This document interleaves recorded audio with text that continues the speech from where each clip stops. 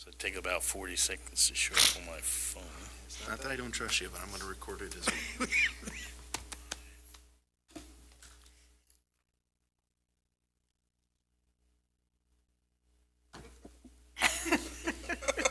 Is that us? That's it. That's a mirror. Jay, what do you think of the Bears' moves? I'm good. I like 'em None so of it far. matters yet. You gotta finish the draft. Then I'm in a big, yeah. I'm excited. It's gonna take a while. Yeah. Yep.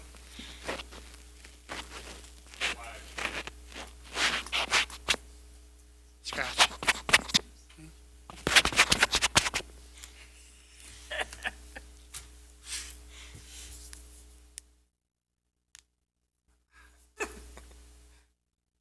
All right, we'll call this special city council meeting to order for the committee of the whole. I guess join me in the Pledge of Allegiance. Pledge allegiance to the flag of the United States of America and to the republic for which it stands, one nation, under God, indivisible, with liberty and justice for all. All right, City Administrator, please call the roll. Let's see. Alderman Carncross, Here. Alderman Lavelle, Alderman Schultz, Here. Alderwoman Hatterline, Here. Alderwoman Luna, Here. Alderman Perkins, Present. Alderman Meza, Here. Alderman Gorman. Here. We have quorum. All right, thank you very much. At this time, we'll open the floor for public comment. Is there anyone in the audience that wishes to address City Council for any item not on the agenda? Hearing none, we'll move right into item number 4, which is the strategic vision. I probably will pull this up so that we can look at that.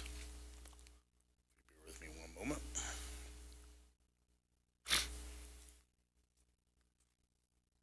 I'm just going to go straight to the next last page, which was the goals for management as well as for policy.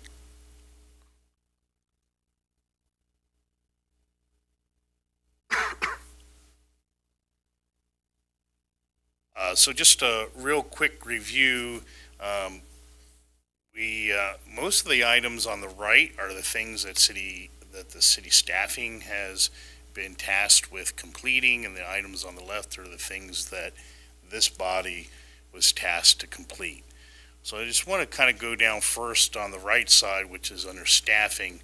Many of these things have already been completed, which is one of the reasons later in the year we want to kind of revisit the strategic vision and make any changes that this body wants to make. So first off, design and finance the improved police facility is completed. Develop strategies to foster resident and input participation. So one of the things that was recommended was a community advisory committee, which is also listed on the other side, but that has not been completed. Explore canine need for a police station. The previous chief didn't seem to want to pursue that. I'm not sure if Chief Tyson is interested in pursuing, but there were some funding issues to go forward with such an idea because the dog alone is a cost. Plus, we would need another vehicle for that dog, and then identify an officer that would be the canine officer for training and taking care of the officer. So, and of course, we haven't been at a full complement of our police department, so the issue was kind of shelved, and I think probably would still be until we get to a full complement of our police department. But it is something that I think we need to still reconsider if we want to pursue in the future. Explore police department needs. Fire department needs. I do know from a perspective of boots on the ground that our police officers, our patrol officers, and officers in charge work very well with fire department. I also know that because of this bullet point that the chiefs were meeting together. What I don't know is under the, because of the fire department has an interim chief, if they've continued that with a new interim chief, and when there's an expectation of when a new fire chief will be hired. Do you have any input on that, Matt?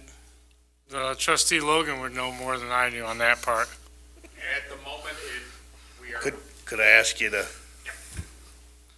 and I think you gotta push the little man. It's green. Am I live? There, yeah, you're live. Okay. At the moment, in fact, we just had a meeting last night. We are holding the status quo as far as the chief. Chief Kimmel has been working out rather well, and it is our expectation at present to continue that for the foreseeable future. Okay. So I think it's just a matter, Lou, if you can touch base with Chief Ballman to make sure that those are a continuing meetings between, the department head here and the chief there. So just to make sure that our department head is aligned with the fire department. One other thing I would say, Mayor, is once we get a community developer director, and if it's still Chief Kimball, whoever the chief is at that time, just also touch base as well for the life safety codes and all that. Inspections.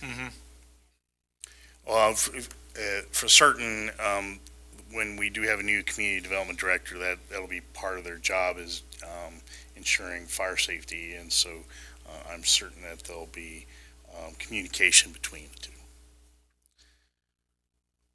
All right, explore a public safety council. This is something that we've not moved forward on, I think, from staffing side.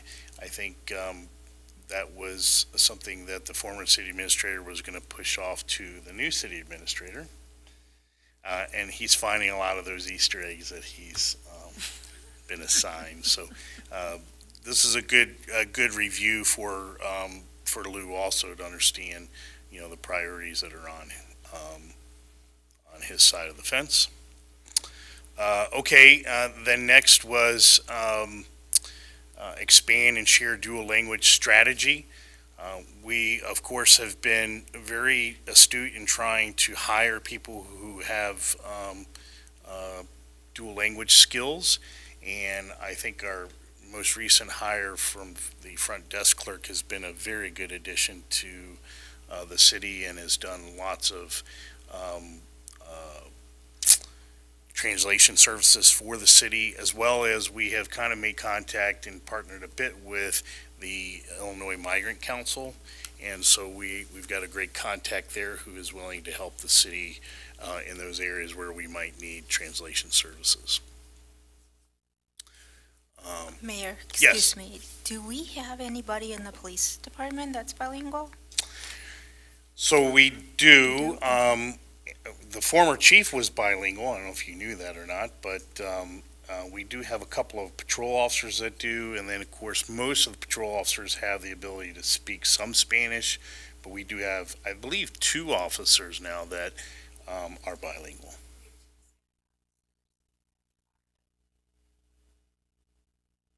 I think what I meant was in the office, like when somebody calls in. I did know that we do have bilingual officers, but in the office, like when there's a call that comes in. Yeah, so we really only have one clerk in the police department, so if we do need translation services, then during the day, then they would reach out to the city's front desk clerk for those services. Thank you. Sure. Let the record reflect that Alderman Loveley has joined the meeting. Okay, I lost track where we were. So public safety, dual language, foster neighborhood organizations. The only really neighborhood organization that we have is really kind of along the lines of Crime Stoppers, which isn't really a very active organization. Now, the city does maintain a committee for Crime Stoppers when we meet at least annually and ad hoc thereafter for if there's a specific crime where we need to engage Crime Stoppers. But there's certainly an opportunity here to try and foster better communication with neighborhood organizations like homeowners associations and such. I think that's an area where we might be able to improve some of our communication. Mike, Yes. weren't we doing some recognition program, like some of the month thing, with a sign? So you mean in terms of like property maintenance? Something So like that was an idea that we have explored, and it's not been implemented. Oh, okay. So Okay. I think it's certainly something that I would like us to move forward with. There was a couple of ways to slice and dice that. One of them was to have city staffing do it, but I really wanted to involve city council to be part of that for each of the 4 wards, to allow the alderpersons to be able to give input into that. And it really needs to just be solidified in terms of how that structure needs to be. And then what we were looking at trying to do was, where it did seem to come forward was there was recognition of yards of the month, but that was through the Harvard Garden Club and not through the city. So I think there's an opportunity to partner with the Harvard Garden Club for those things, because I think their input would be very valuable to this type of program. But I also believe, the alderpersons, it'd be great for them to get into their wards and get around and seeing all the various properties in their ward. So I think really, once we get down through here and we get to the other side, maybe these are things that we can start assigning to the various committees to start, tackling 1 or 2 at a time.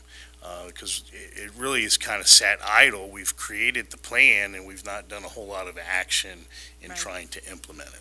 Thank you. Sure. Inventory of arts, culture, and amenities. I think that we did do this, but there wasn't a whole lot that was on that list other than Starline. I think under that guise is we wanted to create a arts subcommittee, which if I look back in the old minutes, it was something we were trying to do in our next to last committee of the whole. The last committee of the whole was all about, hiring the new city administrator. So I think that step, when we get back to over here to the other side and talk about this committee's structure, is we really just need to put a line in the sand. Let's put it into the particular committee and have them work on getting that established. Yeah, I think it had something to do with that butterfly mural. It did. There was, That kind of, yes, I think that was trying to get it going, and then that lost some steam because there was really no one to champion it, and the person wanted the city to champion it, even though it became very convoluted, and then they wanted the city to fund it. And of course, this body did earmark a certain amount towards that project, but then it dissipated and didn't happen. So it's still a desire to try and bring something like that to the city. It just Well, we hasn't. want to do it in the context of an overall plan, not just have a Yes. bunch of standalone projects. Right, and I think but that actually was part of the plan. issue was, let's hold off because we hadn't created the committee and the committee hadn't taken and created a plan of where and when and so forth. So, does that answer your question, Alderman? Charlie, does that answer your question? yeah, did I ask a question? About the mural? Oh, yeah, well, I'm just saying that I think that's what kicked it off, and, but everything that you said is accurate, yes. Okay, thank you.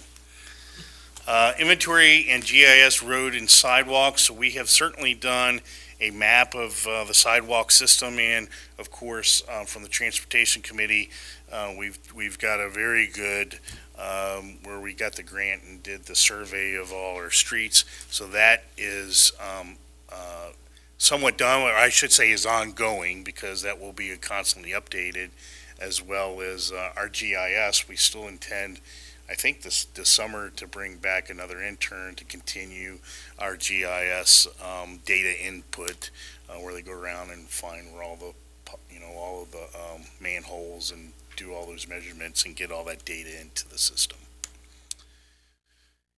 Inventory housing lots and land use. I do believe we did a big inventory to see how many open lots we have. There's something like 400 buildable lots currently in the city. And I will say, though, as far as land use, there is, we should look later, probably this year, at the comprehensive land use plan, or put it on the agenda for next year, but it's getting a little bit long in the tooth, and it needs to be revisited. Improved city council member onboarding process. We certainly have done this. That was a big project that the former city administrator put together and created an onboarding process to meet all of city staffing, to go through and visit all of the various departments and the city's assets. So I anticipate we'll be going through that process again here after the next election, because we'll have at least one new city council member. And just a comment is, when we have people appointed to fill positions, they may start after the Zukowski, Rogers, Flood, and McCardle class has taken place. So, and that's only happens every other year when there's municipal elections. And so there's a lot of good information that's covered then. And so it would be good to make sure that there's a way, we have some way of bringing folks up to speed on that, because I know when Matt and Charlie started, we went, and Dan all went to that training together that in 2019, but I think you'd already been on the council for a year at that point, so it would be. Was it a year or 2 years? Might have been. Well, it was after Bana Well, it was moved. close to 2 then. Yeah, but anyway, he missed that cycle that first Right. year. So anyway, I'm just saying that Yeah, to have some way to sort of bridge that time, because like Rosa won't be able to go to that training until this year because of when she joined the council. Well, she was appointed right after the election, but did you attend any of that training? Okay. They may not have offered it just because of the.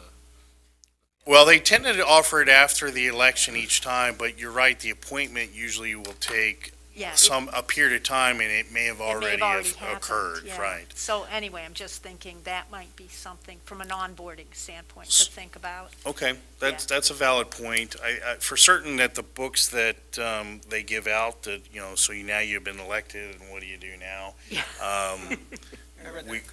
We could certainly. Oh, I'm sure. Yeah, you see, you probably started after that training too. Yeah, exactly. So yes, Rosa and So John. I think that we do hand that out as part of the onboarding process, which is kind of what they discuss in those meetings, but the meetings are, kind of force you to go through it instead of depending on you to actually read the book, right? Uh-huh, yeah. So, So fair comments. Okay, thanks. All right, leverage enterprise zone and TIF. I think we are doing this on an ongoing basis. We do this, and we have actually the one TIF. We currently have 2 TIFs in town. We've got the one downtown, which is going to expire, this year, I guess, right? Or 2024, January 2024. And then the TIF in our industrial park, which I think that goes out to 28, I think. So, 28 or 29. So, but that TIF actually is in much better shape than it has been in more recent years because of the building that's been happening out there. And there are some companies are interested in continuing that. So any more building that happens out there will be even more beneficial to that zone. And then as far as the enterprise zone, we certainly do try to leverage those benefits for businesses that are wanting to come to Harvard or expand in Harvard. And if you recall, recently we just appointed Lou to sit on that board to represent the city, and I believe they elected him secretary. Is that right? Nope, vice chair. Vice chair. So, he has been acquainted and has been meeting with that board, and we are doing everything we can to help leverage those benefits to bring business to town. Any questions on that? No? All right, and then participate in the county health plan. I believe we do this to a degree, but I think there could be better engagement than what we currently have. And so I'll leave that up to the city administrator to kind of review where we stand. I think in terms of COVID, we were very aligned with McHenry County's health board, and we kind of get through that pretty well. We were well aligned with what they had promulgated through the state. So, But what is the county health plan? I mean, is that just, I'm just not what that means. I think the actual plan itself, I don't know exactly all the details of it. It was just to ensure that the city's ideals of health coverage in terms of health and safety within the community is aligned with McHenry County. Okay. And in principle, we are, but we've not been very interactive with them, other than when it comes to for health reviews for restaurants and things, Okay. or events that we might host where we've got to engage the county health department. Okay, thank you. Lastly, is a research visitor-based economy strategy, which I think later when we discuss the events, that might be something that would fall under this. We certainly could use more strategies to bring tourist or tourism, visitor-based economy to our community. We do have a few things that help with that, like the Star Line is a great attraction. Rush Creek Distillery is a good attraction, but there are other things that I think we could probably explore to try and enhance our visitor-based economy. So now we'll move over to the things that this body really was tasked with doing. The first was an intergovernmental agreement with the school district and the library. I'm glad to say that the library is now completed. It's something that since I've become mayor, we were trying to get done. So thank you very much, Lisa, for your involvement in helping make that to get that accomplished. From the school district, we do not currently have an IGA signed with the school district, but we have a very good relationship with the school district. And this was really about trying to get an IGA with regards to sports and for the parks department. And I know that Ryan has worked out very well with the AD and trying to get space for the city to use. And we're looking to try and partner even more to create more programming for the city through the Parks Department. And our biggest issue is we don't have facilities, but the school district does. So there's actually a document that is complete from our perspective that I've told Ryan and I've asked him to review with Lou. And I've asked, because I don't feel I'm not an employee of the city. Someone needs to meet with the school district, and I think that should be employees of the city that do that, to finalize that document so we can get it signed off.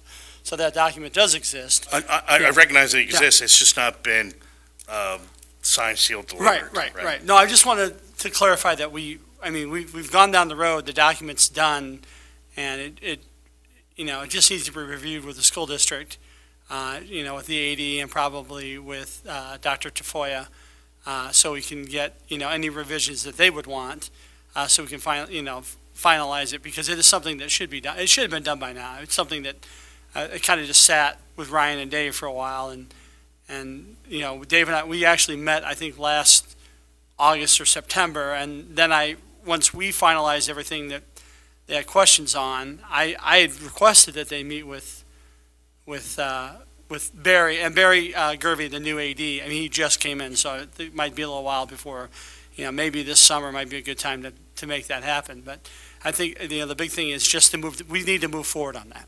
I agree. I think it's been delayed, and not purposefully. It's No, just, not at all. It's just one of those things where, in principle, we kind of agree with lots of things. We just haven't signed the contract, executed it. Right. It's hard because you got a new AD again. And, Right. And, unfortunately, I think that's going to be a cyclical position. Every 3 or 4 years are going to be changing ADs. It's just the nature of the job. Well, that'll be the advantage of getting the sign, because Right. once the AD changes Correct. it, the agreement's already in place, so. And they're now voice activated, so you don't have to Ah. push the button. Fun. Just so you know, yes, all right. Moving forward, create a downtown Wi-Fi. Now, this is something that we had discussed as city council, and recognizing when this document was created, if you go here and look, there are only 2 current members sitting in this room that were a part of making this document. And so that's why it really makes sense for us to review it again here this fall. But one of the things that we wanted to do was create a downtown Wi-Fi service that anybody who was walking in the downtown area could connect to, as a way to try and draw, or I should say, when people are in our downtown, it's just an additional draw to bring them there and keep them there. The thing that's prevented this from moving forward is funding, is city council saying, yes, let's fund it and make it happen. And obviously, we've just gone through our budgeting for 23-24, so this likely will have to get pushed to 24-25 at the earliest. It's not an item, though, that's on the capital improvement plan, and it really should be, because we need to have an idea of what it would cost. We need to have some options. If it's there, we need to know, it's going to cost us $100,000 or $50,000 or, whatever it is. So if we want to allocate funds to it, we could do it. Good point. So I would say let's review that, Lou, as something for consideration, to be able to bring that information to the council. And I think you have to define, what do you mean by downtown, right? Right. Well, indeed, but Yeah. my idea or my expectation would be along Air Street from about 5 Points down to about the railroad tracks. Is it appropriate, now that it's been this long, to just ask the question whether that's still a good idea? Well, we will have an opportunity to do that later this fall, because we're not going to take any action on it before then. And, this body can kind of reevaluate whether that makes sense to proceed or not. And I would imagine by then we will know what the cost will be. We can have some estimated costs to implement if you decide you want to pursue it. Fair enough? Yes. Okay. Next is develop an arts culture plan. So this really is where we just need to create an arts subcommittee or committee. At least I know you were interested in heading that up. Do you want to do that as a subcommittee of the administrative committee? You want to create a new committee? How do you want to do this?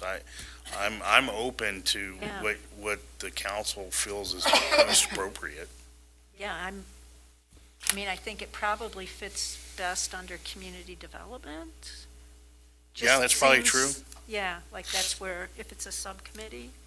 And I'm, just so you know, whether or not I'm reelected, I'm happy to help with that plan.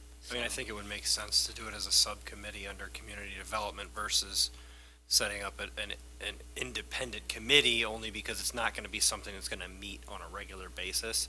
And we can combine those meetings with community development as that stuff comes up. So I think that makes sense. It's a short term. I mean, it's not going to be an ongoing Yeah. committee. It's like when we had the steering committee to do the Right, last right. land use plan, or to do the unified development ordinance. Those were just short term. Indeed. So really, it's about creating the subcommittee so that you guys can create the plan. Yeah. And then, once the plan's created, I would only see it meeting ad hoc to revisit the plan. So once the plan's created, then it's given to the council to implement. Yep. Perhaps in the next regular Community Development Committee meeting, we can put together this and kind of put a stake in the sand to create the subcommittee. That would work, yeah, that'd be fine. Okay. Yeah, we can put that on the agenda for that. Very good. Develop a capital improvement plan and funding strategy. So we've completed the capital improvement plan. It's the funding strategy that I think we have to kind of work on. So, and obviously the capital improvement plan, as was noted earlier, there may be some things we can add to that plan, but we spent a lot of work from staffing's perspective to put this together, and has been presented to you and kind of put together to move forward with. So I think really that would fall under, for capital improvement. I'm not sure if that should be in your committee or if it should be in your committee under admin. What's the committee, or what's the council's pleasure there? Was it more on the funding side that we had to get down? Because I thought the capital improvement was kind of, Yeah, so the plan itself is created. It really is about funding. So from that perspective, it really should fall into your committee.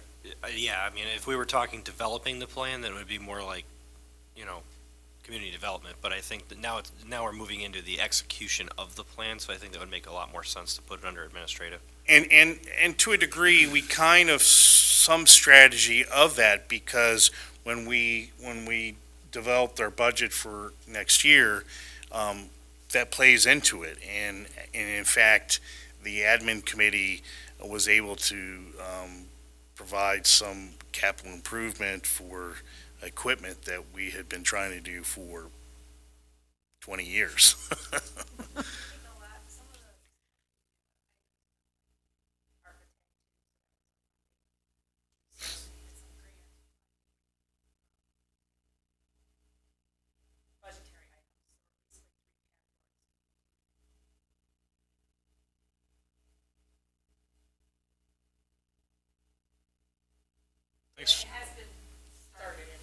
thanks for helping us. I just want to add a little clarifier here. Keep in mind that like equipment reserve or equipment replacement plans are for equipment, capital improvement or purchase and improvement of land and buildings. Okay, I just want to make that clarity, because a lot of times these get looped Yes, together. you're right. Equipment and capital improvement are two different things. And just for our viewers, just the comments were that some of the capital improvement was going to be funded by grants as well, from ARPA funds and some other grants, as well as standard revenue. So, thanks. Okay, next is the development of a comprehensive land use strategy. So we do have a comprehensive land use plan, and the question was, I think that was developed, might have even been developed when Scott was still sitting on the council, which would have been 2005, 06. I'm not sure exactly when it was done. No, it was more recent than that, just because I was on the steering committee. It could have For been that. 2013, maybe? Yeah, maybe. 2013? Yeah. It is getting a little long in the tooth, and we certainly should review that again. I'm not sure, though, we're going to do this vision this later this year. Perhaps we should earmark that to do in 24, 25. Any input on that from the council? Well, and with some of these projects that we've been talking about, significant projects, whether it's the Kai and what happens up at the former Motorola plant or Project Bell, there are significant projects that are sort of on the horizon at least, or in the very near horizon. Right. That it would be good to revisit the land use plan and have an actual strategy for what we want to see happen in the community as things develop, as things change, because we really didn't have that when Motorola came in. You're right. And I think if we plan this for 24, 25, it'll give us an opportunity to engage CMAP and possibly get some funding to help us get through that. Because it will cost a little bit of money to have to redevelop that plan or revisit it. So. And that's one of the reasons I want to go to the April 5th meeting, the Council of Governments meeting, because the CMAP, the director and CMAP folks will be there and want to make sure they're hearing from Harvard. Remember that we're still in the. Yes, we're still part of CMAP, yes. in their territory for sure. And that's April. 5th. I think it's April 5th, right? Yeah, yes. Yeah, it's that Wednesday. Yeah. And were they meeting in Crystal Lake? Is that yeah, it was in Crystal Lake? Hickory Hall. Yes. Yep. Okay. All right, and then next is develop a downtown master plan, and I think this is something that we looked at, and then we didn't really do anything as a group. We kind of set it aside because we really only wanted to focus on 2 or 3 things without overwhelming the council. Along those lines, though, part of that is, we're looking to do the streetscape, which we partnered with CDBG, with the county, in order to pay for extending the streetscape, which would fall under this kind of plan, but it's not really part of a master plan. It was just an adjunct addition because we had availability of this funding to be able to do that. I think it would make a lot of sense for your committee, Dan, to kind of take hold of this, because we have the revolving loan fund that's available for our downtown district.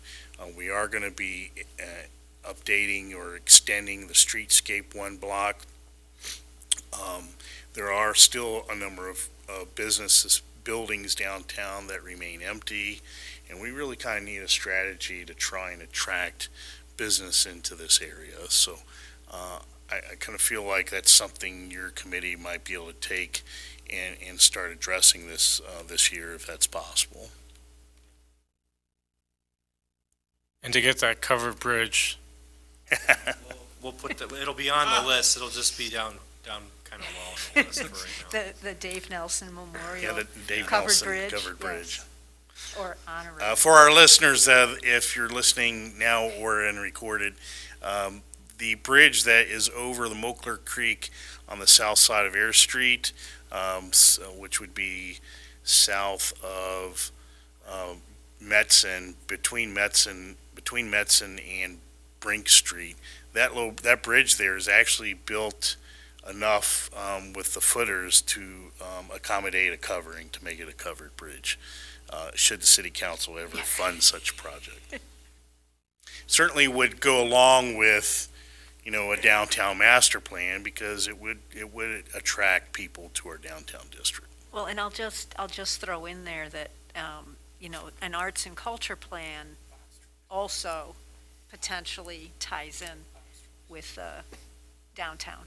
Yes, it does. Downtown plan. 'Cause Yes, it does. I think that's one of our assets to, Okay, develop a legislative agenda. We have not even attempted to tackle this. Where we have done legislative agendas is through McCog.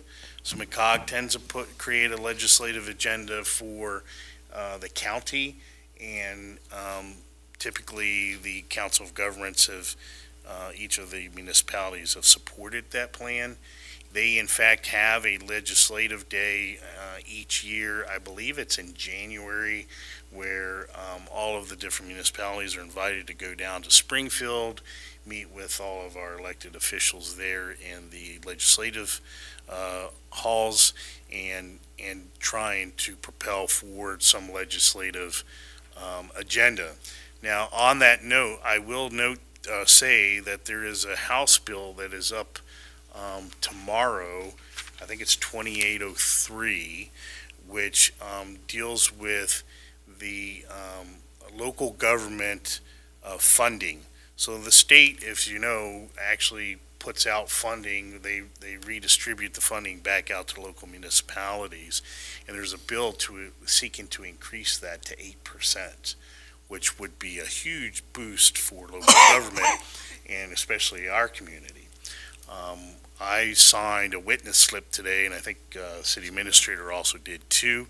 If you have an opportunity, I would recommend to the council that you go on to the legislative site and sign a witness slip as a proponent for this bill, because it would add additional funding to our bottom line, and I'm sure Deb would greatly appreciate having the additional funding. Can we do that as our roles as alder people or as citizens? I think you can do it as either. Oh, okay. So Okay. you can say you're representing yourself, or you can say you're representing as an alder person. Okay. And in fact, what I'll do is after the conclusion of this meeting, I'll send a link out to you to make it easy for everyone to be able to submit the witness slip. It really literally takes 3 minutes to do it. Just a quick question. Is everyone already getting or signed up for the Illinois Municipal League emails? I know I get them, yeah. Okay, Yeah. just want to make sure. I think Dave might have been pushing to have us automatically registered when they set up our emails. Okay. He's a big fan. Well, a lot of information comes out of the IML that is very pertinent and keeps you kind of abreast of what's happening downstate. Okay, diversify funding streams to the city. So, always looking for ways to bring in additional revenue. Obviously, one of them is on the next ballot, seeking to for a referendum to add additional funding as a municipal sales tax. That would certainly help diversify our funding stream. Other opportunities, I know that the city administrator has quite a few ideas of ways to diversify our funding stream and maybe find additional areas in streams of revenue that we currently don't have, or reduce some of our expenses. So he has been very, very focused on finding the pennies that we're missing here and there, with which will end up adding up to dollars over time. So it's been actually very good seeing some of the areas where he's like, Mayor, here's an area where I think we can reduce some of our expenses or actually increase some of our revenue. So he'll be presenting some of those ideas to the various committees as we move forward, where he's kind of found some places where we might be able to squeeze out a few more pennies so that we can do some more fun things for the city. I was just going to add before, I've always kind of had a philosophy of before going and asking the citizens for additional funding is to make sure we've dived through our own and clean up as much as we can. And and so that's something that has been effective in the past. Just as a case in point, Denver RTD took a very not the same type of argument that I'm having right now, and went through and ended up finding millions of dollars before they went for a referendum. It failed. The argument I put forward was you need to clean up inside your house first. And they did, and they ended up finding, I think it was like $210 million because things were just overlapping. So I'm not saying that we're going to find millions of dollars, but I'm sure Deb would like to have more money to apply towards our budgets. I think you certainly identified a few things that might bring in a few dollars, but maybe not $1 million. But if you find $1 million, we'd be very happy to find you. Our budget just isn't large enough that I think we're going to find that kind of money. All right. Moving on then is establish a regular planning and strategy meetings, which we've kind of already done. We're trying to do this committee of the whole quarterly. Does the council feel that that's still adequate? Quarterly's good. Okay. We'll probably also be more effective at these meetings once these roles have been filled that we've been waiting on, because I got a lot of stuff we just kind of delayed because we knew that Dave was going to be leaving, and a lot of Yeah. that stuff. It's a very fair point. We've got, you know, Steve our, left. our city administrator left, who's kind of, in all of his team that he's built has been retiring and is retiring. So certainly once those pieces are in place, then they'll have a new charge to move forward. But it really is this group that's going to give them the direction of where to move forward. And so we need to accomplish some of these things to give them some additional direction on things we want them to tackle. Okay, and then explore advisory council commissions to foster engagement to local government.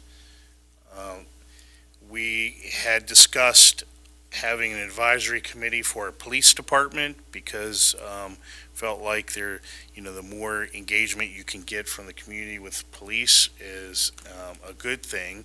So I don't know that we haven't created a council, but one thing we are looking to implement this year, this summer, is a citizens police academy, which will get a bit more engagement from the community with our police department. But from a perspective of the city council, I'm not sure how you want such a thing to look like. Do you, in terms of an advisory committee? My biggest issue with this is I already struggle to find people to sit on the current committees that we have or commissions, and trying to find those volunteers has been very difficult. But if there was one area that I would really like to create an advisory committee, it would be from our Hispanic Latino population, because we really don't have a very good input from Hispanics into city policies, other than our sitting alderpersons. It would be nice if we could kind of create some kind of advisory board to do that. I don't know if Rosa or Raul, if you have any ideas about creating such a committee. It's hard to mix city and religion or whatever, but St. Joe's has the largest base.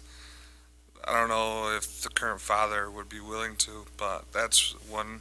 And Amber at the School District 50. School District 50 is already doing great things with their dual language program. Like, we just have to help fund them or help get some of those people more involved in other ways as well.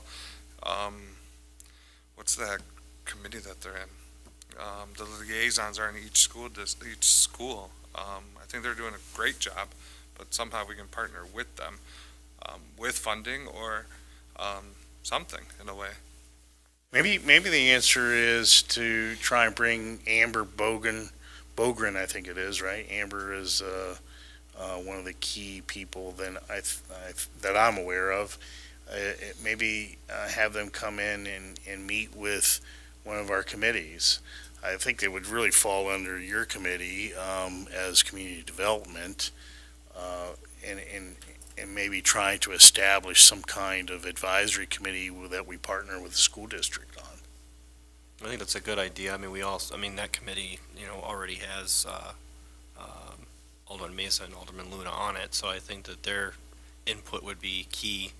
But I do agree. I actually think that reaching out to St. Joe's wouldn't be a bad idea. I mean, the committee, any citizen members or people that would come in wouldn't be a voting, a voting or policy determining person. So I don't think we would have in my opinion, I don't think there'd be a conflict of, government and religion. But I think it would also be, the father's going to have the biggest insight into the community as a whole. So I think maybe even if they're not a member of the committee, it'd be good to encourage them to come in and discuss concerns with us. So it might be a good idea just to reach out in general. And I might just add that one of the things that we found at the Land Conservancy is we've been doing a lot of outreach within the Hispanic community in McHenry County, or trying to, because it's like 20% of the population in the county, is that one of the things that really helps is, instead of inviting folks to come to you, is to go to them and actually set a time where somebody's going and, let's say, sitting down with, the council or whoever at the church, or going to meet with the person at the school board. It's where it's not in this formal, like, come and talk to us at our committee meeting. It's like, we'll go to you. Yeah, I would totally agree on that. Like, the last event I was with, First National Bank, with the school had like an open house. You had different organizations there. A lot of the nonprofits of McHenry County were there. I didn't see City of Harvard table there. I don't think I should always be promoting. Yeah. But like, we should have a table there promoting the pool, promoting the parks, just what Lisa's saying. Even having a Spanish reputation, what if me and Alderwoman weren't here and we didn't have a Spanish person up front right now? Who would be translating for that person? So our office lady should also be at these city meetings, translating, just in case. We have to outreach as well, not just, so I agree with that. I was thinking also regarding outreach, I mean, we have quite a few Latino owned businesses in town, and some of them are anchor businesses in town. I mean, like La Rosita is a major hub of the community. And there's several other that, I mean, I could just keep naming and naming. So it might be a good idea to try to reach out to some of, the owners of these businesses and, see what if they have concerns about the community, because I know a lot of them probably are residents in town as well. So it'd be a good idea, because they're also regularly meeting out with the same people. I mean, their customers are the same people every day, every week. And they talk and gossip and, talk about the community and the things that bother them. So it might be good to reach out to them as well. So I think that there's a lot of opportunity for outreach, but I think our targets should be the ones that fit with the culture the best. And I think the businesses and the church are probably going to be the two key areas to reach. We did make an attempt, the mayor and I, a year and a half ago. We walked the street, the air, and we stopped at every business, Spanish business, and we talked to all of them, and they seemed like they were very receptive, but we really never made any headway. I guess we could do it again, or I can, and just reach out to them again and talk to them. Because yes, they complain about things in the city, absolutely, but they're not willing to get involved. They're very intimidated, I guess. I don't know. And maybe I mean, this is just me projecting, but I mean, if I was in their position, maybe it would just be that if there's been a lack of interest, it might feel like lip service to them. Oh, we've heard this before, or, people have talked to us before. But, if the effort is made and then just kind of dies on the vine, then I can see why they might not be willing to take, because they're busy and, they're working very hard. And taking time out to go to meetings and, and have discussions to have it go nowhere may be something that they're not really, they kind of want to see the goods ahead of time, It might be viable for us to maybe even see if we can try to put together some kind of a meet and greet or something on a day when it would make sense, have them just come in for an evening for half hour and meet with us and just have a casual discussion. It's an idea. You know, it seems to me that this bullet item has to do with, exploring advisory council and commissions to foster engagement and involvement, I would assume. It seems to me that what we really need is for them to get involved in government. And that's kind of different than outreach to me. I mean, it means them actually participating in the process. Well, I think that was the ultimate goal, was to trying to get more participation. I agree, but I think that that's why I think that it just needs to be about, ways that they can participate. In other words, some kind of commission to just form that would involve informing them what they could get involved in. Like this, we've got a lot of contractors out there that could be involved in the zoning commission. We've got other commissions, they're completely understaffed with Hispanics. Underrepresented, for certain, Underrepresented. yes. That's a better term, yes. And it seems to me that should be the goal, is to get them, because then the rest takes care of itself. Once they're involved and they can see that they can be part of the process and they can make change, I think that would cause more to get involved. I think there's a distrust that's there that this would help overcome, but it has to be kind of concentrated towards involvement. I'm not sure how to do that. I mean, unless you could form a committee made up of those citizens to just, that would, meet with others to determine how that, how they could get involved. I don't know for sure. So subcommittee of one of us Perhaps. with the Hispanic population that would meet with us, so we have more ideas or that tell us. Well, you have to be careful how you do that, but I'm just saying that, I think that, I've been trying to, I have contractors do work for me and so on, and I try to, I work with Rosa on one, because I know the guy could do the job on the zoning commission. You're looking for someone to be on the zoning commission. That hasn't been successful. I think he just said he'll think about it. But again, there's that, it doesn't want to really get involved. And I don't know how we overcome that, but that has to be the goal, to overcome that somehow. I think that's where the outreach comes into play, is that we really need to communicate with, we don't have, in Harvard, we don't have like a central community leader. And I think that's, that proposes a challenge. Within the Latino and Hispanic community, we don't have like a central person that we go to and talk to. I mean, outside of maybe like, I think father, I think St. Joe's is probably, as Raul had suggested, closest thing, would be the closest to Yeah. that. But outside of that, I mean, we really, it's just a more grassroots thing that's going to really need to take place, because, like I said, the business owners are going to be a huge chunk of that, because of the amount of communication that they have with the community on a regular basis, the contractors, the people that work in town. But we need to get out to them so they understand, what the impact is of their involvement and their participation would be. Because that's the thing, you can ask somebody to join a committee or participate or volunteer, but if they don't know what the benefits are going to be or what they're going to, what it's going to bring them, it's kind of hard for them to say, well, I'm going to set aside this time to go do this, when they're busy trying to raise their kids and get them into college and run their own businesses and things like that.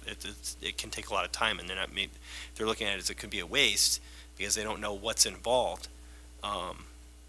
That's where I think the outreach really needs to work on, is communicate the benefits of them being more involved in the community and what they will get out of it. Because generally speaking, they probably have no idea. They probably have no idea what getting their voices heard would be. It's often hard to find folks whether or not they're Hispanic.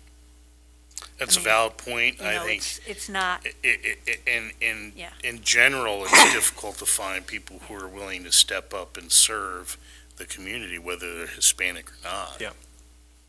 now, I don't know, there was, and I think it may have faded during COVID, but I can remember participating in a couple meetings that the Latino Leadership Council, I've got the name wrong, it was countywide, and there, Connections. no, it wasn't Hispanic Connections. It was actually different than Hispanic Connections through the Woodstock Chamber. Arturo was part of it.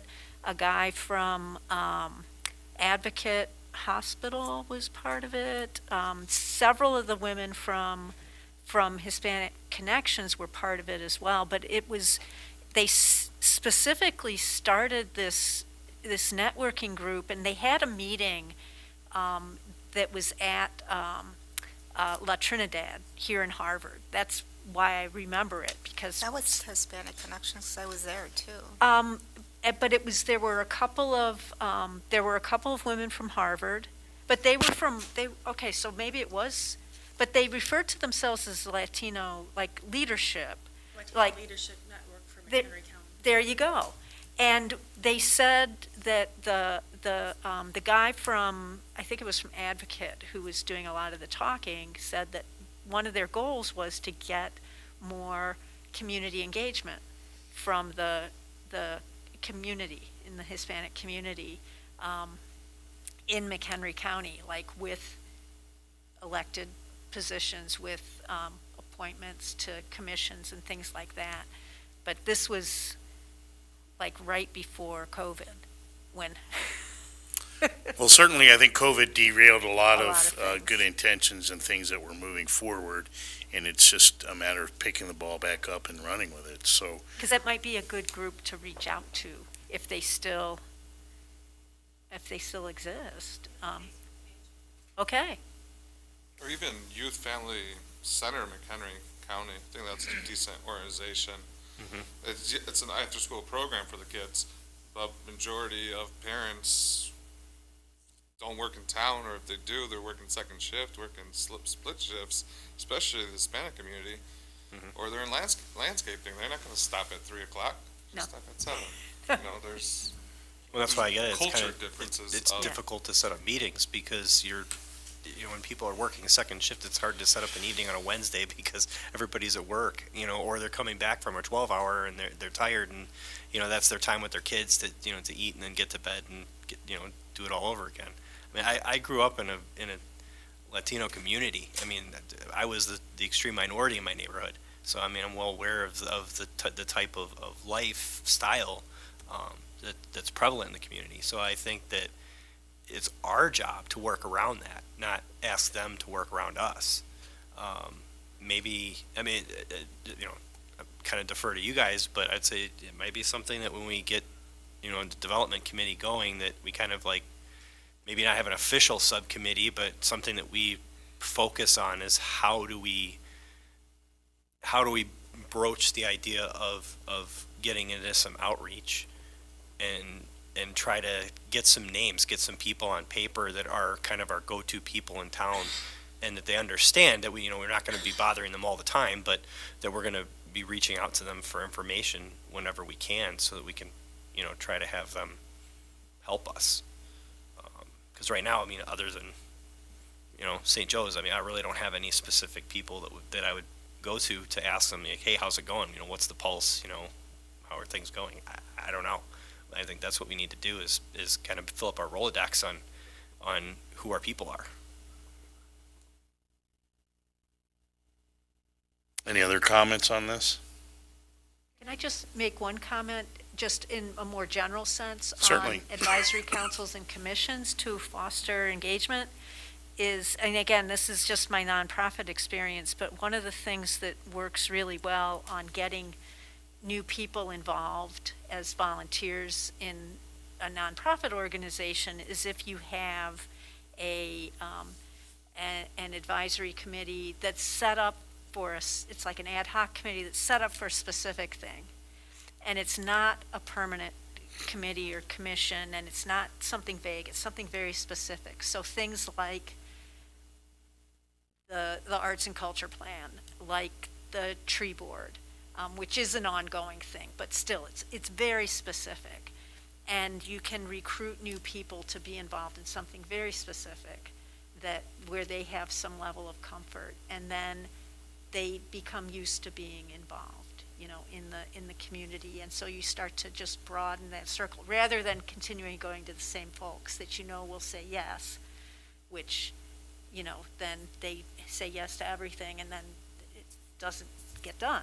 Right, because Because they're spread too thin. They have too many Yeah, balls in so here. it's, but that's, how we've approached it is like, okay, well, let's create an ad hoc committee around this issue, and we can get a handful of people who will say, okay, it's going to be, 6 meetings or 8 meetings or whatever, and it'll be done in a year. But then ideally, you get them hooked, and they want to keep being involved, so. All good points, and I think there's certainly some room to implement that strategy for some of the things that we want to accomplish. Still on the bullet, though? We are? Okay.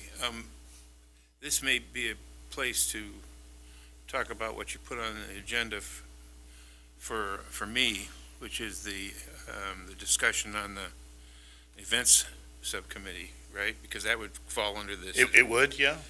As well. So as long as we're on the topic, right, we might as well. Well, do you want to talk about it now, or do you want to talk just specifically about that under the next agenda? Well, that's what I'm asking. I'd suggest we Okay. we table to the next agenda. All right. We're almost through this. Okay. Okay. Anything further on this one? No? Okay, identify goals for effective partnerships. Now, we have slowly been trying to create partnerships with other entities within McHenry County, including McHenry County EDC, the McHenry County Government, McHenry County Council of Governments, as well as trying to partner with our new legislative representatives, both Joe Sosnowski and Senator Severson, who've been kind of involved with the community. Now that the election's over, we'll see how much they continue to stay involved, but I certainly have their ear and able to engage them when we have some needs within the community. But there are other areas where we've identified trying to partner with the school district, and I do meet somewhat regularly with Dr. Tafoya. We are partnered, and I think we're strengthening our partnership with the Chamber of Commerce and Industry, and Lou has been more involved with that from a city perspective, so that's been a good partnership. We partner with Brown Bear Daycare on a number of things. We've partnered with the Habitat for Humanity of McHenry County. So we've done a pretty good job at trying to create additional partnerships where it makes sense for us to do so. But I would say we will continue on that vein and trying to find other areas where we can partner and move forward our agenda of things that our community needs. Any comments on this bullet point? Is there any organization that you think we should really reach out to that we haven't already? Are we at all involved with Naturally McHenry County, the county marketing? So we were members of which used to be Visit McHenry County, is now Naturally McHenry County, but we did not pay dues in the last year, and I don't know that we've budgeted to do that again this year. So Do you know what the dues are? well, we were less than most municipalities because of our smaller size, but I don't recall how much those dues were. Okay. I wanted to say it was like $1,000, which we could probably absorb to do so if the council wants to redo that relationship. And their fiscal year starts May 1, I believe. So if we do so, I can reach out to the executive director and see if we can do that. Because there is benefits for that. Certainly, when we were doing Balloon Fest, we utilized them to help promote our community. And since Balloon Fest went away, there wasn't really a thing to make sense to continue doing that. But I think anything that helps bring more visitors to Harvard, the better. Well, and they do promote, like venues like Starline, for event venues and festivals like Milk Day, and so. They do, and Yeah. their task, so the And the council knows. distillery. Yes, that's true. So the council realizes that their mandate is to promote outside of McHenry County, to bring visitors to McHenry County. So their promotion and advertising is not directed to the local populace here. It's for beyond McHenry County. And you just look at Harvard, and I'll just, with their new branding of Naturally McHenry County. I mean, you think of where do you go for wide open spaces, right, in McHenry County? It's Harvard. I mean, they're all around us. And so I think there's a natural affinity to what they're doing from their marketing standpoint and what we have to offer here. Apple orchards, I mean, we've got that stuff that they're trying to promote people from outside the county to come to our Right, to our community, area. yes. Yeah, and then if we can have things that then are getting them to come into Harvard, things like even the Grand Illinois Trail that snakes through town, and so anyway, just. No, it's a fair point, and it's a partnership that we did have and we've let lapsed. So it is worth revisiting and reestablishing that. I agree. I know Lou was kind of charged with reaching out to the different organizations within McHenry County, just kind of get, acquainted with the different groups and things like that. I would say that if there's any organizations that you happen to come across that you think look interesting, throw it at us, because if there's something that you think might be worthwhile, even trying it for a year, if we pay, $500,000 worth of dues to an organization that we maybe haven't partnered with before, but looks, like it'd be, something worth trying, we try it for a year and see. Was that 500 or 1,000 Well, or I'm just saying, 500,000? if the dude, I guess, I guess what I'm getting at is if the dues is nominal for the year to be a member, it makes sense to try it. I mean, if we're saying the dues for for advertising was 1,000, right? Yeah. So like naturally McHenry County, usually what they recommend to municipalities is to earmark part of your hotel tax to help pay for the dues to that organization. It'd be nice if we had another hotel in town to help generate some of that revenue, that we would have that line item. Obviously, it's always been a desire of mine to try and bring another hotel or a boutique or something in downtown area to try and bolster our downtown district, but obviously we haven't got there yet. But your point's well taken, and I think Lou, as he's still kind of creating his network here within McHenry County, if he comes across some organizations that we need to be better engaged with, by all means, we'll bring it to you. Yeah, I mean, in this case, $1,000 for for Natural McHenry was like, okay, are we getting $1,000 worth of advertising? I mean, that pretty much tells you if it's worth doing or not. Mm-hmm. And I know as you're meeting people in these other organizations and in positions within the county, they're going to recommend different groups that have benefited them in the past. So, like I said, if you see something interesting, my opinion is throw it to us. If it's something we've never heard of, or maybe, like I said, we try it for a year and see if it, if it pans out, if we get any benefit, and if it does, great. And if not, then, look for something else. So Will do. Yeah. Any more on that bullet point? All right, improved partnership with regional economic development partners, and we, obviously, this bullet point will get carried forward more, I think, as we, when we hire a new community development director, and then also Lou is taking on some of our economic development activities.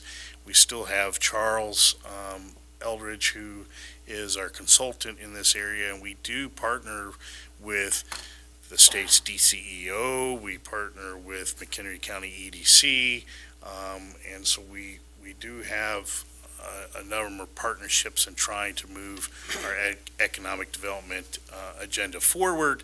Obviously, we're considering a TIF for the former Motorola property, so there are things that are actively being moved forward.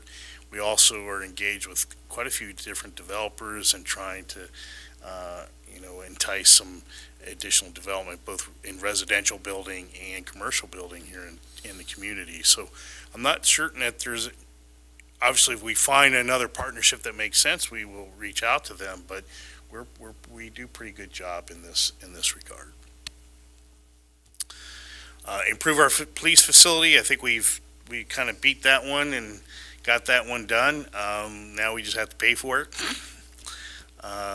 We did note, though, on that note is the generator, backup generator for the police department is, we got it installed, it was run, there, but we never actually set up a maintenance contract for such things, so we've now engaged a company to help us keep that thing running. I mean, we spent all the money for it, and so from that perspective, I think the only really improvements left are finish filling out our police department personnel. So hopefully, we'll get back to full complement later this year. Walking and biking path master plan. The Parks Department did put together a biking plan. I don't know that it was ever approved by City Council. I think it was in draft form. Is that right, Jay? I thought we presented it to city council. I think we did, but I No, don't we'd know have if to it go was back and look if we approved as voted on like it. this is the final plan for that. That I don't remember. Uh, But the park board did vote on something and passed it on, so it's kind of, if it hasn't been approved by city council, then I guess we need to review it and We'll take a look and see. I feel like it was presented, but I don't know that we actually approved it as a city's, this is what we're going to do. Yeah, because there was also a step that I don't think was ever completely done, and that was to coordinate with the Transportation Committee to take a look at it versus the sidewalks and so on, and where everything connects up, and make sure that that's part of the so transportation. maybe the transportation committee should review it and Right. give their thoughts on it. But we haven't, because I don't think it's been, that far, at least we haven't received an official Yeah. version that says, here's what we want to do. What do you think? So my recommendation would be for the Parks Board to review it again one more time and come up with your final draft and then send it to the Transportation Committee so that they can go, give their blessing or recommended changes before it goes to City Council. This seems like something we could get accomplished this summer. Just need funding to build it. Well, a plan and funding are two different things, right? So we clearly need a plan before we can seek funding, so. It's off-road for this year. It's an off-road path. That's the gist of things. I think we've got a few action items that we can work on this year before we get to reviewing this again next fall. And I think as we'll have two more. So I think we'll have two more of these committee of the wholes to revisit, and I think as we have the various committees meeting, we'll try and push some of those onto your agendas so that you can actually start looking at these in a more constructive way to try and move the ball down the field. Any other comments on the strategic vision? All right, we'll move on to discussion to create an events subcommittee. Charlie? Yeah, this really does fall under stuff we've already talked about, but what made me bring this up was when we were doing there was quite a blow up over the Christmas tree program in the city, and with the changes in the events committee becoming the park foundation, they concentrate on events for the park and park-based things. But they used to do a lot more. They used to do things outside of that. Any event in the city was part of their purview, and that changed. So even though that was explained and everybody knew that it was going to happen, I think a lot of people didn't realize who did what in the past, and some things fell through the cracks, and there was a communication issue and so on. It just seemed to me at the time, and that's why I brought it up, that it might be a good idea to have a subdued events committee that didn't actually do a lot of planning work and so on, but did act as a liaison between private groups, nonprofits, and the city to coordinate any kind of events, any questions they have, any events they would like to get involved or start, and to also part of this committee's job would be to warn people that their liquor license have to be paid and things along that line, that they would develop a year-long schedule of things that have to happen that they know are going to happen and make sure they do happen on time. In other words, part of that liaison between these organizations and the city. It doesn't have to be done like this. Whatever, in other words, it just seems like this function is missing. It doesn't have to be in a subcommittee or a separate committee. It could be staff, I guess. But something has to take that place. Something has to replace that function that the events committee once did. So the principal issue I see with what you're requesting, I think it's a great idea, but the events committee were the workers that made those events happen. That's the problem. There's no group that's willing to do the work and create the event, plan the event, get the volunteers for the event, and in fact, often the events committee were the volunteers for those events. So, the Harvard Parks Foundation has a wholly different mission than what the events committee had, and it really would require, I understand the liaison part, but the real issue is who are going to do the events. Well, I think you've already said it in Facebook posts and so on, is that the organizations that want to have these events are responsible for these events. Yeah, and there's a number of nonprofits or whatever that have events already, scheduled, and they're not, the money they're raising is for themselves. Indeed.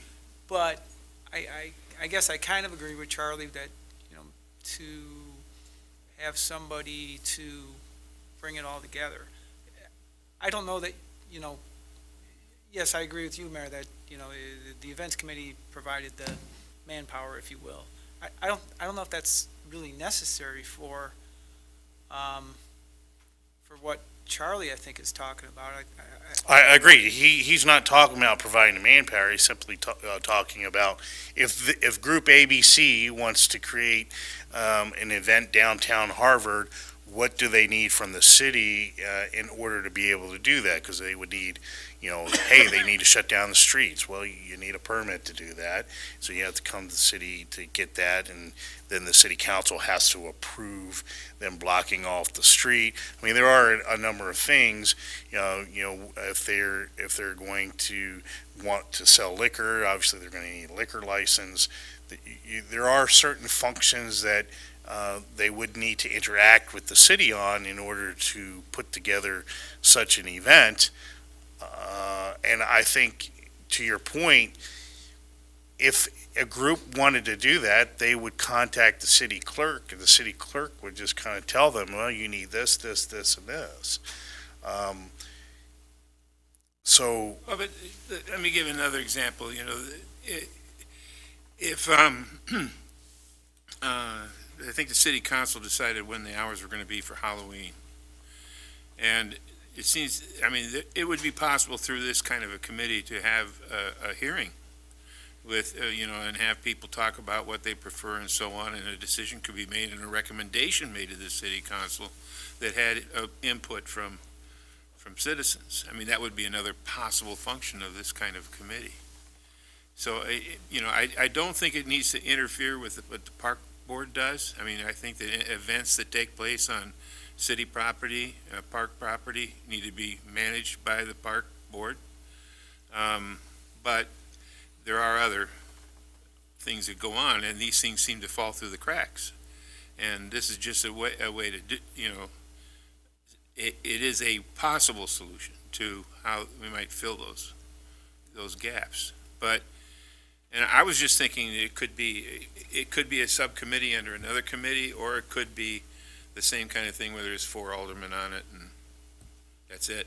So just looking at sort of the areas of responsibility for each committee, and I shouldn't be surprised that this is the case, that community relations and community outreach fall under administration. It's like the kitchen sink of committees, right? Yeah, so like, oh, where do we put this? Oh, that's administration. So it does seem like it would fall under administration to have that, because that is community relations and community outreach. That's sort of the closest fit that I saw, just in terms of just reading through the committee charters. That would, to me, be the place where having that point of and it really contact. becomes if I understand what you're asking, as a liaison, it really becomes, it's simply an administrative function, because, you know, the group would come to the admin committee and say, hey, we want to do this function, this event, this festival, and advise the admin committee if this is where it's going to land, these are the things we want to do, and then the admin committee would either recommend approving it to city council or not, and outline all the things that they need to do in terms to meet the city's requirements to hold such an event. You know, if it was an event at Milky Way Park, obviously, you know, they would have to reserve the park and deal with traffic and deal with all of the electrical connections and all of that sort of thing that would be handled through staffing. But I think in the end, the admin committee would be the ones to recommend the approval to allow the event to happen to city council.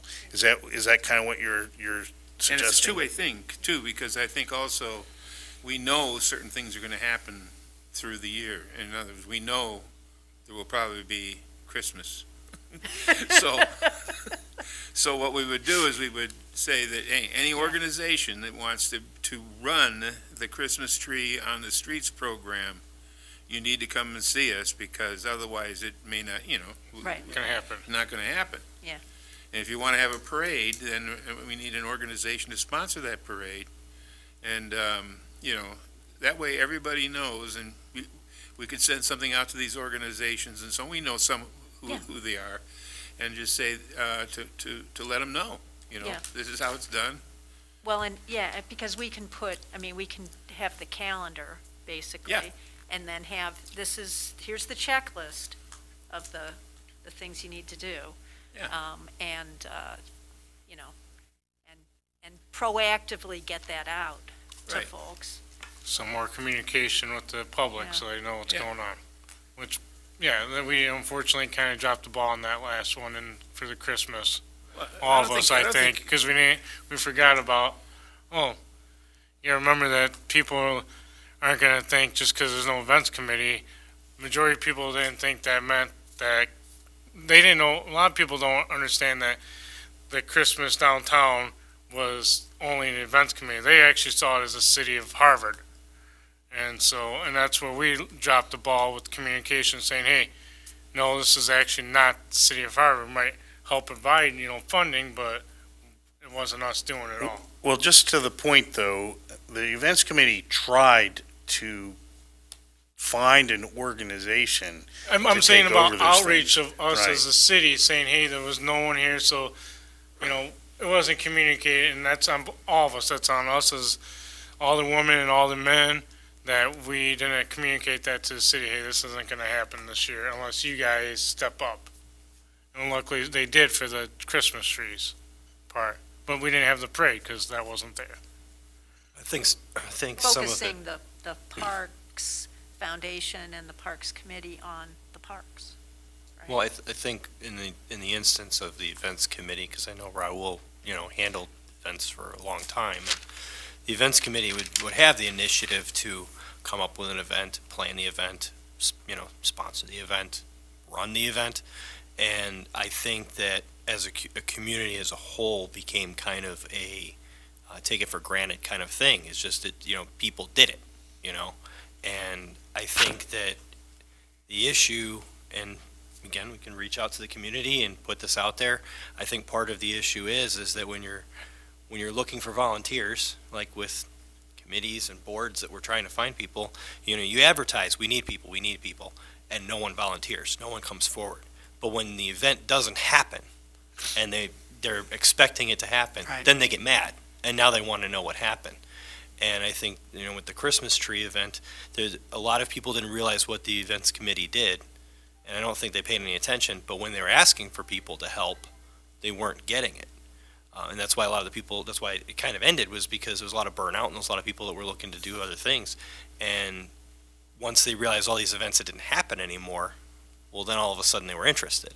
So I think it's a good idea we communicate and we try to reach out and see if we can get people to do it. But the initiative to push, the drive to do these events needs to be on the community members that want to do it. And I think that's what we need to do, is just say, hey, make it very clear. These are the steps you need to do to have these events. But as a city, we don't have unlimited funding to just keep putting on events after events after events to keep people entertained.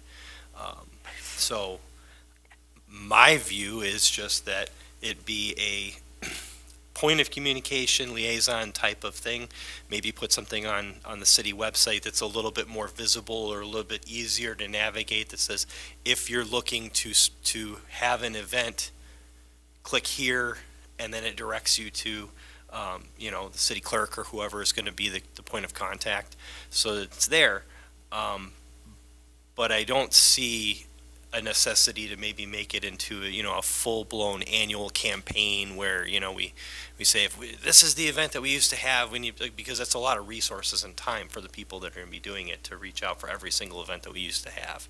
I think if people really want the event, they'll come forward and try to bring it back, like with the tree decorating and that kind of thing.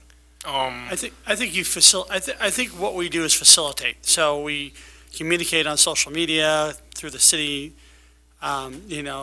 letter, mail, the water bill, and we've got space here if they wanted to have a group, have a meeting. But we need to point out again to people this summer that there is no group supporting Christmas of Harvard. If you want to have these things, then someone needs to step up and do that. And we're more than willing to, there's space in the library, there's space here at the community center, to have those meetings, and we're more than willing to, allow for facilitation of that. But that's got to be driven by the community. If they want it, then people need to step up and make that happen, in my opinion. That's how you make them move forward. Dan, thank you. I did do minimal with the events committee. Scott being here, Scott was on that board. Lori did a lot as well. Yeah. Evers did a lot too. They're great to Harvard. But I wasn't too heavily involved. I was involved. But again, those are people that have done great for Harvard. Maybe sometimes even trying to change this process. We're not going to have people wanting to volunteer, but let's say those people that did help with the Christmas tree, if we can get a list of those people that did help organize that, and just give them $25 from a local business in town, maybe they'll do it next year, maybe they won't do it next year, but it brings that morale up, and $25 I don't think is a lot to be given away to 20 people. Just food for thought on that. Yeah, like a gift certificate. Yeah. Well, I think one of the things, the vast majority of the community, they look at, well, the city does milk days. Many people, many people misunderstand that Milk Days is not a city event. It is, Milk Days is a separate not-for-profit that organization is all about creating that event and putting that event on. The city is a sponsor of the event and a partner of the event, but the city does not put on Milk Days. So I know that the previous mayor, the reason that they created the events committee was to try and supplement Milk Days with other events throughout the year. And the events committee in its period, and Scott was one of the founding charter members, did tons and tons of different events. And the whole idea was to incubate an event and then turn over that event to another entity. A prime example was the Easter egg hunt. That was created and started by the events committee. It was incubated, got it going, and then they turned it over to the Methodist Church. And the Methodist Church now does that event every year. A movie night was another one, yes. Where I think what happened is somewhere along the lines, the events committee, and Christmas in Harvard was one that they created, and they kept that event. They kept doing that event each year. But there were other events, the Balloon Fest. There was a fall.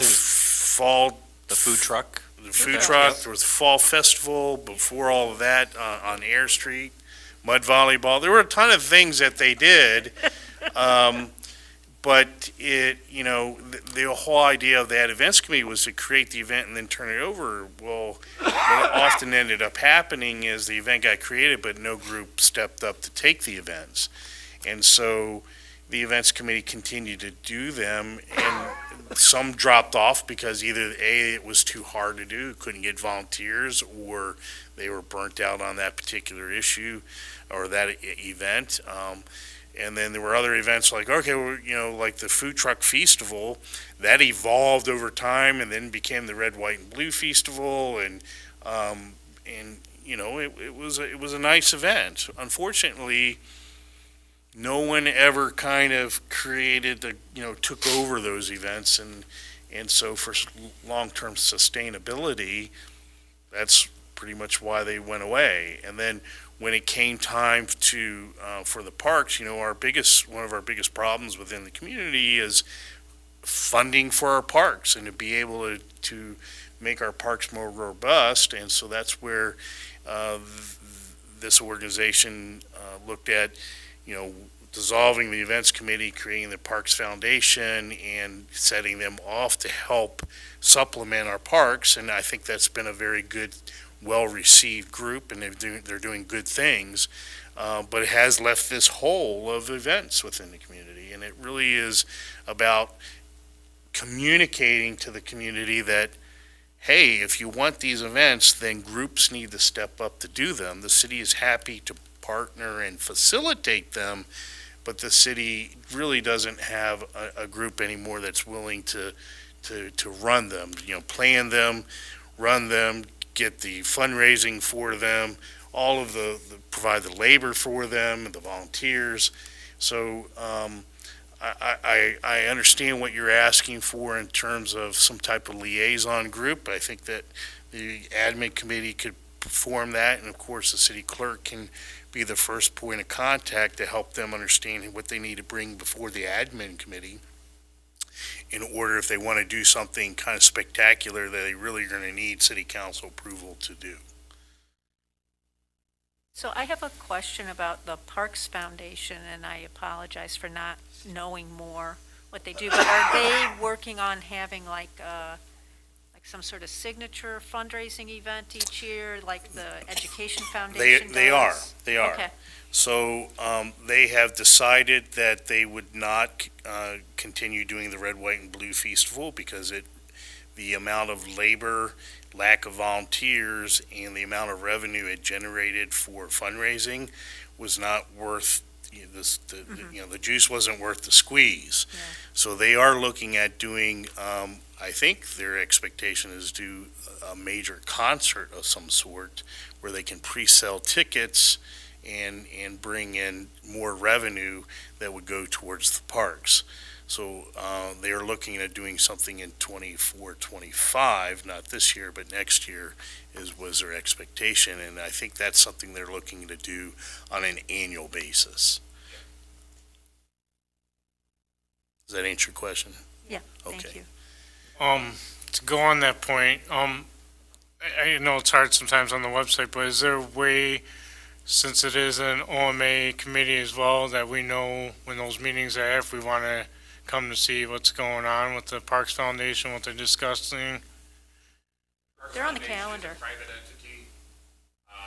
But at least the meetings, at least so we know as city council, since we talk Well, about the parks I as believe well. they're posted to the city's calendar. They are, okay. Calendar, and it's a private 501c Mhm. corporation, so it doesn't fall under OMA.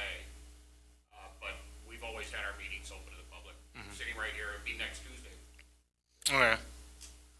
Yeah, it's generally the third Tuesday of the month. 7 o'clock, 5 o'clock. It's even earlier than the last Did I one. get that wrong? I believe it's 5:30. Yeah. Well, let me look. Let's look on the calendar. I'm sorry. I believe you're right. I believe it's 5:30. I believe it's 5:30. 5:30. Yes, sorry, 5:30. So here, you can see it's on the city's calendar, at 5:30, third Tuesday of the month. And they meet in this room. Yeah, So by all means, they're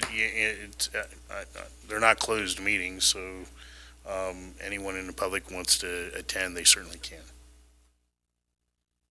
So right now, what do we have in the calendar for events for this year? Do we know? Because I know the chamber does things too. So the chamber does do events like, for instance, tomorrow they've got their Irish dinner that's going to be at Brown Bear Daycare. Friday, I'm sorry, the 17th, yes. Stratford? Yeah, at the Stratford. Okay. So they're doing, corned beef and cabbage dinners. But, and they also have got a number of other events coming on. They've got a baseball going up to Milwaukee to see the Cubs and That's the in Brewers September play. 30th, and they're doing a basketball game April 7th. That's right, they're doing the Bucks Yeah, the on the Bucks. 7th. So, We do lack in that. We totally do. And to bring people into Harvard, we need to have more events. Mike, when you went to other groups and asked them if they would be interested in taking over Christmas in Harvard, did you ask Milk Days? I don't believe we did approach Milk Uh, Days. the reason why I ask this is they have the structure to do this type of thing. Christmas in Harvard is a very small event, and I think it would be a great way for them to actually promote Milk Days. Do you know what I'm saying? They've got they do the pictures of Santa and the Star Line, and Milk Days could actually be there, representatives of Milk Days. I'm just saying this is a large group that does the largest event in the city. And this Christmas is actually about 6 months off of when they do Milk Days. And I know believe me, and Lori's not here to talk about this, but this group, they know how to handle larger events, and they have the infrastructure to do it. It's not a big thing, but it's people in our community want this. So I'm just an interesting idea to throw out. Well, we certainly approach Milk Days to see if they're interested, but their charter is Milk Days. Sure, right? So- sure, I get it. Well, but you've got to promote it too, right? And, how, the lighting of the cow, right? We could, And Santa needs milk. that's go with the correct. cookies. Milk and cookies. That's right? correct. That's correct. Is So I- there- I- there's I'm cer- just- yeah, I don't believe Milk Days was approached, but you certainly could approach them to see if Yeah. it's something. And they're they, and they, interested and they might scoff at it. I just, I I'm s- think, to go with that, part of the issue is I don't think a lot of people really understood what events committee managed. And unfortunately, I don't see another way to go about it, but it might be just that it takes a year of people finding out what events are not happening because they don't happen anymore to really gauge to see what they want to bring back. Essentially, the events committee, sometimes as the events went on, they had events like Christmas in Harvard was done annually. Yeah. But there were other events that they did a couple of years and they went on and did something else. And, they were always trying to bring something new to the community. And really all it was about was, hey, here's an idea. Should we pursue it? And they went about pursuing it. Well, all really needs to happen is groups within the community to do the very same thing. Like a group of people get together and say, hey, we want to bring this event to Harvard.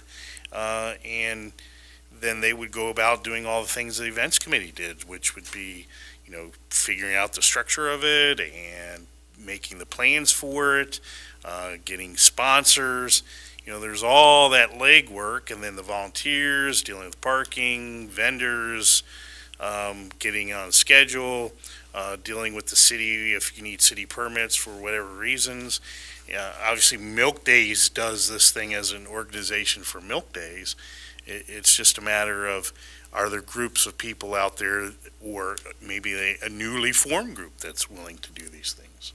I think it's just a matter of, I know the community was upset about the trees, and that was very, that was a very public and very, vocal, demand to bring it back, and I totally understand that. And so that event kind of came together because one person said, I'll step up and make it happen. And then she made a group, and she got a bunch of, I think about 5 or 6 volunteers to help. And she also engaged some people within her business to help, which often happens in these type of things. And then they, we worked with city staffing to get them tools and the know-how of how to do it, and they did it. What I'm saying is, I think that while we provide the communication avenue to receive people looking for that, I think it's going to take a year of letting them figure it out, because I think in that case, there was a demand for it. They were basically told, if you want to do it, you got to do it, and they did it. And I think that was a success, and I commend them for putting boots on the ground to make it happen. And I think the rest of the events that were put on, if people are complaining throughout the year, why didn't we have this event? Why didn't we have this event? Use that as their example and say, well, it's no longer handled by a group, but if you want to do it, do it. And I just think that we should find a limit to how many resources we're willing to put out there to make those things happen, because that was the reason why the events committee was dissolved in the way it was just because it was it wasn't handing off, like you said. And so if people want to do it, they can do it. If they don't want to do it, then it doesn't happen. I'd like to make a motion that we adjourn. I'll second. This was your bullet point, Alderman. Yeah, we were discussing your item, We Charlie. could have adjourned 20 minutes ago. I think we covered it. We have a motion and a second to adjourn. Any comments or questions? All in favor? Aye. All opposed? You are adjourned. Good discussion, Charlie, thank you. Man, Charlie dropped the hammer. Just drop that hammer. Mayor, Charlie, I'm done.